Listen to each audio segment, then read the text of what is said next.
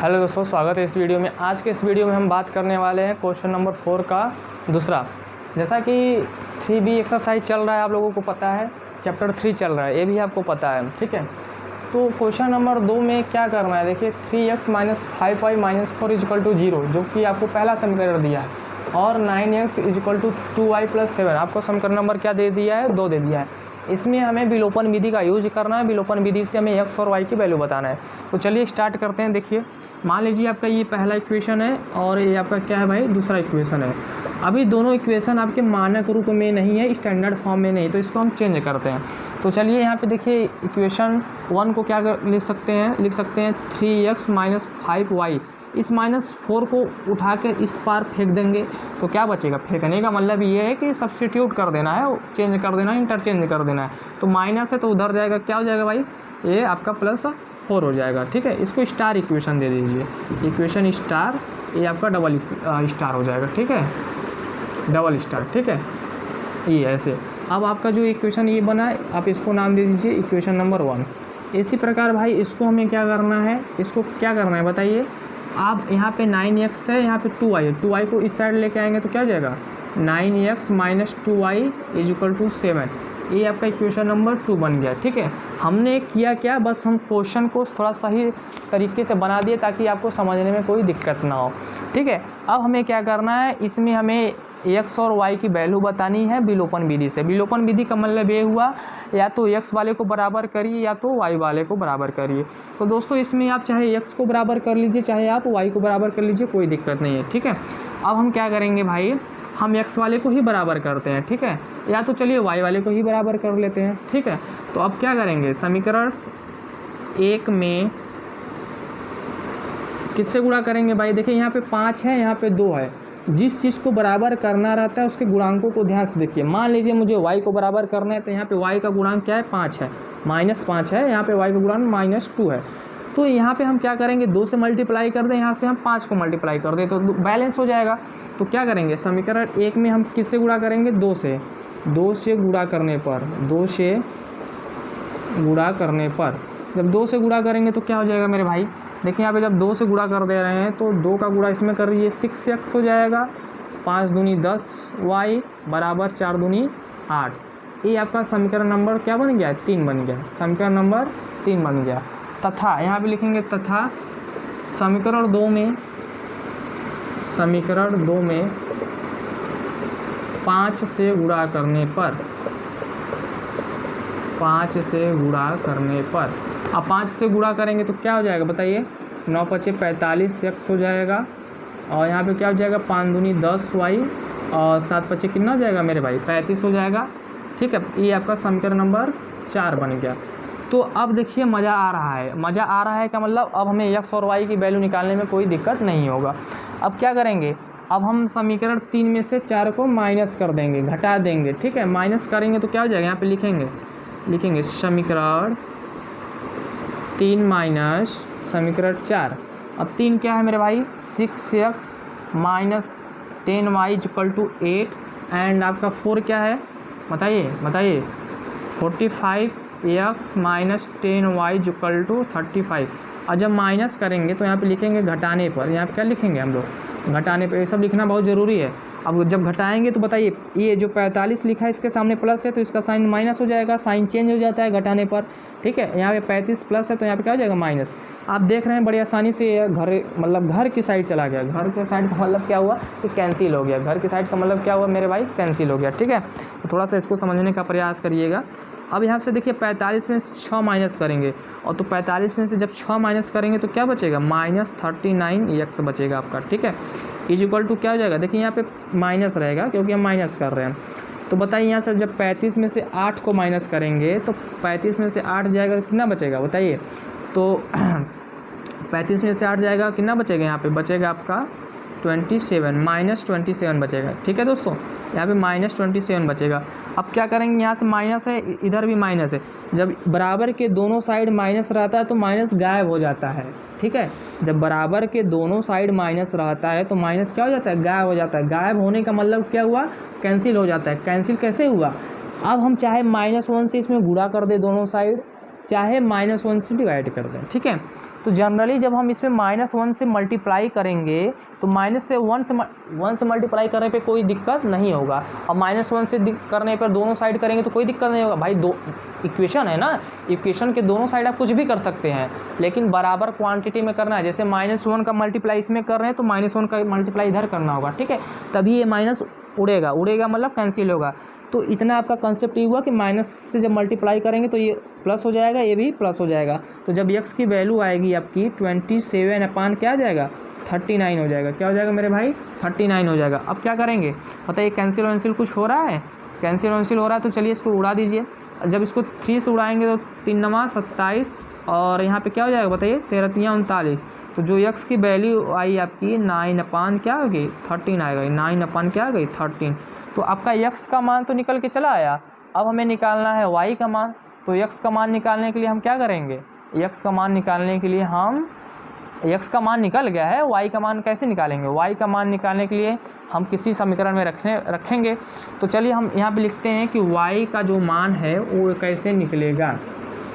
तो यहाँ पे देखिए हम x का जो मान है हम समीकरण 1 में रख दे रहे हैं आराम से। तो x का मान समीकरण 1 में रखने पर, समीकरण 1 में रखने पर मेरे भाई जब x का मान यहाँ पे रखेंगे तो क्या हो जाएगा 3 इंटू x कितना है बताइए 9/13। तो यहाँ पे कितना हो जाएगा 9/13 हो जाएगा, -5y = 4। ठीक है, थोड़ा समीकरण को सॉल्व करने आना चाहिए, गुणा भाग आना चाहिए। अब क्या करेंगे 9 त्रिक की दर कितना हो जाएगा 27 अपान कितना हो जाएगा 13 -5y बराबर 4 हो जाएगा। अब इसको क्या करेंगे उस साइड लेके जाएंगे, ठीक है। तो यहाँ पे -5y एंड 4 माइनस क्या हो जाएगा 27/13 हो जाएगा, ठीक है। अब क्या करेंगे भाई 13 का इस 4 में मल्टीप्लाई कर दीजिए। ये देखिए गुणा भाग है, यहाँ पे गुणा भाग का खेल है। जब 13 का 4 में करेंगे तो कितना हो जाएगा बताइए 13 दूनी 26 13 39 13 चौके 52। तो यहाँ पे क्या हो जाएगा 5y = 52 - 27 अपान के 13 हो जाएगा। क्या हो जाएगा 13। अब क्या करेंगे यहाँ से इसको माइनस करना है। माइनस किसको करेंगे 52 में से 27 को। जब माइनस करेंगे भाई तो क्या आ जाएगा बताइए 12 में से 7 जाएगा, कितना बचेगा बताइए, बताते रहिए। और यहाँ पे 4 बचेगा, यहाँ पे हासिल लेंगे ना तो 12 में 7 जाएगा, कितना बचेगा 7 4 11 7 5 12 होता है। तो 4 में से 2 जाएगा, कितना बचेगा 2/13 बचेगा, ठीक है।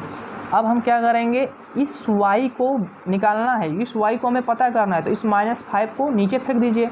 जब नीचे फेंकेंगे तो क्या हो जाएगा, नीचे फेंकने का मतलब भाग हो जाएगा, नीचे फेंकने का मतलब क्या हो जाएगा भाग हो जाएगा। तो माइनस आप गायब कर दीजिए, माइनस भी नीचे आ जाएगा। तो y = 25/13 - 5। ये देखिए 5 से ये चला जा रहा है, ठीक है। तो ये माइनस हमेशा नीचे नहीं रहता है, कभी भी डिनोमिनेटर में आपका माइनस नहीं रहता है दोस्तों। गणित का नियम ये है कि कभी भी जो आपका माइनस रहे वो हर में नहीं रहना चाहिए, डिनोमिनेटर में नहीं होना चाहिए। गणित का रूल यही है। तो इस माइनस को गायब कैसे करेंगे अब भाई, जब नीचे नहीं रहेगा तब कहाँ रहेगा, नीचे नहीं रहेगा तब कहाँ रहेगा, नीचे नहीं रहेगा तो ऊपर रहेगा। ऊपर कैसे रहेगा, ऊपर इसको करेंगे कैसे। तो यहाँ पे हम कुछ नहीं -1 से क्या कर देंगे गुणा कर देंगे। जब -1 से गुणा करेंगे तो ये माइनस माइनस प्लस हो जाएगा, प्लस हो गया कि नहीं, और ये प्लस माइनस माइनस, तो 5 अपान कितना हो गया 13। देख रहे हैं ये नीचे से ऊपर चला गया, नीचे था माइनस ना, ऊपर कैसे गया। तो ये भाई साहब लोग काम किए हैं, ये जो -1 है ये यही सब कुछ किया है। अब बताइए अच्छा -1 से ऊपर नीचे गुणा क्यों किए हैं। अरे -1 से ऊपर कर दिए, -1 से नीचे कर दिए तो कोई दिक्कत नहीं, दिक्कत है। ये तो कट भी सकता है, इसको हटा भी सकते हैं, इसको फेंक भी सकते हैं। तो हमारा ज़रूरी ये था कि इस माइनस को यहाँ पे लाना है। तो माइनस को डायरेक्ट भी ला सकते हैं, लेकिन मेथड क्या है, ट्रिक क्या है, कॉन्सेप्ट क्या है इसके पीछे का, ये माइनस का ऊपर नीचे जब गुणा कर देंगे तो अपने यहाँ पे ये चीज़ आ जाएगा। तो दोस्तों y की जो वैल्यू आई है -5/13 आई है, और जो x की वैल्यू आई है 9/13 आई है। तो क्वेश्चन में हमसे क्या कह रहा था कि x और y की वैल्यू बताइए। तो x की वैल्यू दिस एंड y की वैल्यू दिस, ठीक है। आप इसको क्वेश्चन को सॉल्व कर लीजिएगा वीडियो पॉज करके। अब नेक्स्ट क्वेश्चन की बारी आती है, ठीक है। इसको मैं अरेंज कर दे रहा हूँ, आप इसको वीडियो पॉज करके रोक लीजिए, ठीक है दोस्तों। क्वेश्चन नंबर अब हम आगे बताएंगे आपको, इसको आप नोट कर लीजिएगा। अब क्वेश्चन नंबर 5 देखिए क्या कह रहा है, बहुत अच्छा क्वेश्चन है। डॉक्टर मनोरे के बुक से हम एक क्वेश्चन को फॉलो कर रहे हैं और प्रॉब्लम सॉल्व करने की कोशिश कर रहे हैं। ठीक है दोस्तों, तो ये आपका क्वेश्चन नंबर 5 क्या है, कह रहा है हल कीजिए। क्या कह रहा है भाई, हल कीजिए। हल कीजिए का मतलब क्या हुआ, समीकरण है कोई, समीकरण x/2 है प्लस 2y/3 -1 तथा x - y/2 बराबर 3। ठीक है, ये हमें दो समीकरण दिए हैं। हमें क्या गिवन है भाई, दो समीकरण गिवन है। हमें दो समीकरण गिवन है, हमें इसमें कह रहा है कि हल कीजिए। हल करने का एक ही विधि अभी हम लोग सीखे हैं, विलोपन विधि। तो सबसे पहले हम करेंगे क्या, एक क्वेश्चन देखने में थोड़ा अटपटा लग रहा है तो इसको सही चलिए बनाते हैं। तो ध्यान से देखिए, हम एलसीएम लेंगे या तो हम इसको गायब करने का प्रयास करते हैं। ठीक है, अब क्या करेंगे भाई, समीकरण 1 को देखिए तो समीकरण स्टार नाम दे दीजिए। ये आपका समीकरण स्टार है। ठीक है, और आपका ये भाई डबल स्टार है। ठीक, अभी हम लोग 1 2 नहीं नाम देंगे, आगे नाम देंगे। तो 3 का मल्टीप्लाई यहाँ जब करेंगे तो क्या हो जाएगा, 3x हो जाएगा। 2 का यहाँ पे करेंगे तो क्या हो जाएगा, 4y हो जाएगा। और नीचे का कर देंगे तो 6 हो जाएगा, -1 हो जाएगा। ठीक है दोस्तों, अब 6 को उठा के इधर मल्टीप्लाई कर दीजिए। यहाँ पे नीचे भाग है, इधर जाएगा मल्टीप्लाई हो जाएगा, इधर जाएगा क्या हो जाएगा, मल्टीप्लाई। तो यहाँ पे क्या हो जाएगा, 3x + 4y = -6, समीकरण नंबर 1। ठीक है, इसी प्रकार इसको भी सॉल्व करिए। तो यहाँ पे जब सॉल्व करेंगे तो क्या हो जाएगा, 2x हो जाएगा -y/2 = 3। अच्छा, ये कैसे हुआ, ये 2 का गुणा x में कर दिए तो 2x हो गया, -y/2 बराबर 3। ठीक है, अब 2 को मल्टीप्लाई 3 में करेंगे क्योंकि यहाँ पे भाग है, इधर जाएगा गुणा हो जाएगा। तो यहाँ पे हो जाएगा 2x - y 3 दूनी 6। ये आपका समीकरण नंबर क्या बन गया दोस्तों, 2 बन गया। समीकरण आपका 1 ये है, 3x + 4y = -6। एंड आपका समीकरण नंबर 2 आपका ये है।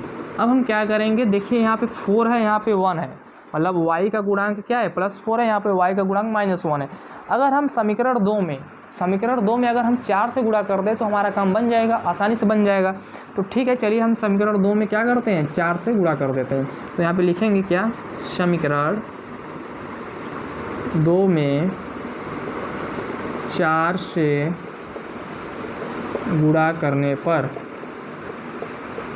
तो भाई समीकरण 2 में 4 से गुणा करने पर क्या मिलेगा बताइए। यहाँ पे 4 दूनी 8 हो जाएगा, 8x, यहाँ पे 4y हो जाएगा, मतलब -4y हो जाएगा। और यहाँ पे 6 चौके 24। ये आपका समीकरण नंबर क्या बन गया, 3 बन गया। ये आपका क्या बन गया मेरे भाई, समीकरण नंबर 3 बन गया। अब समीकरण 3 में से क्या करेंगे, 4 को जोड़ देंगे। यहाँ आप लिखेंगे समीकरण 3 प्लस समीकरण 1 को क्या कर देंगे, जोड़ेंगे। तो समीकरण 3 क्या है आपका, 8x - 4y एंड = 24। एंड 1 क्या है आपका, 3x + 4y = -6। और जब जोड़ेंगे यहाँ पे लिखेंगे जोड़ने पर, तो जोड़ने पे काम तो बहुत आसान हो जाता है। जोड़ने पर ये ख़त्म, 8 3 कितना हो जाएगा, 11x हो जाएगा। यहाँ से 24 में से 6 घटा दीजिए, कितना बच रहा है भाई, 24 में से 6 घटा देंगे कितना बचेगा, 18 आ जाएगा आपका। तो x की वैल्यू क्या आ गई, x की वैल्यू आ गई आपकी 18/11। ठीक है, तो x की वैल्यू आ गई 18/11 दोस्तों। x की वैल्यू क्या आ गई, 18/11। अब इसी x का वैल्यू उठा के हम किसी भी इक्वेशन में रखेंगे। तो किस इक्वेशन में रखा जाए, इक्वेशन नंबर 1 में रखा जाए। चलिए रखते हैं, कैसे रखेंगे, x का मान समीकरण 1 में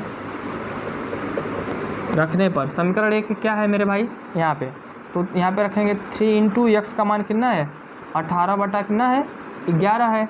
एंड + 4y = -6। ठीक है, और थोड़ा सा यहाँ पे मल्टीप्लाई करिए, 18 3 कितना हो जाएगा, 54/11 + 4y -6। ठीक है, अब इस पूरे टर्म को, पूरे पद को उधर जाना है, क्या मतलब माइनस के साइड जाना है, -6 के साथ जाना है। तो यहाँ पे क्या हो जाएगा, 4y = -6 - 54/11। ठीक है, अब हम क्या करेंगे, 4y 11 छक्के कितना होता है, 66 -54/11। ठीक है दोस्तों, अब हम क्या करेंगे भाई, इसको जोड़ दीजिए, 2 माइनस रहता है तो जोड़ता है, तो 6 4 कितना हो जाएगा, 10 हो जाएगा। और 6 5 कितना हो जाएगा, 11 कैरी लगा था कितना हो जाएगा, 12। 12 बटा के कितना हो जाएगा, मतलब 120/11, यहाँ पे देखिए माइनस लग जाएगा, ठीक है। तो जो हमारी वैल्यू आ रही है y की क्या आ रही है, 4y = -120/11।